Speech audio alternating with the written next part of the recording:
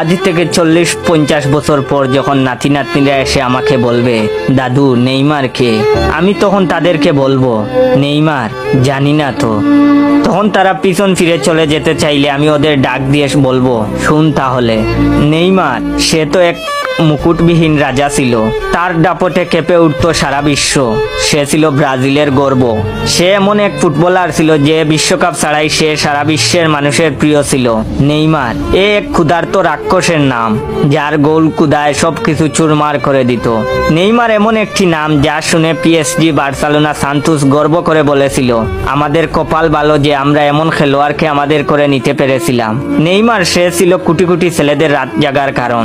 সে ছিল কোটি কোটি মেয়ের ফুটবল ভালোবাসার কারণ। নেইমার সে তো ব্রাজিলের সাও পাওলো শহরের গর্বের নাম। মায়ের গর্ভে আসা থেকে শুরু করে জীবনের শেষ সময় পর্যন্ত ইনজুরি নিয়ে লড়াই করা যোদ্ধার নাম। নেইমার সে যে কতটা ভালো বন্ধু তা বিশ্ব চ্যাম্পিয়ন মেসি ভালো বলতে পারবে। নেইমার মেসি, রোনালদোর মতো তারকার বীরে দূর থেকে জ্বলতে থাকা নক্ষত্র। কোটি কোটি ভক্তের কান্নার কারণ ওই নেইমার। সে ছিল ফুটবল ইতিহাসের এমন অভিনেতা যে কিনা দোষ না করেও দোষী হয়েছে।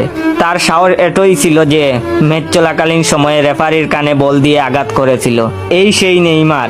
নেইমারের একটা ফটো দেখিয়ে বুঝতেই পারবো না যে কখন চোখের কোণে পানি জমা হয়ে গেছে। নাতি নাতনিরা বলবে, দাদু তুমি কাঁদছো কেন? আমি তখন তাদের বলবো, না রে কাঁদিনি, এটা শান্তির পানি। তাদের বলবো, তোদের একটা জিনিস দেখাই, ওই বাক্সটা নিয়ে আয় তো। বাক্স খুলে দেখাবো নেইমারের সাথে তোলা ছবি আর নেইমারের স্বাক্ষরিত একটা হলুদ রঙের জার্সি।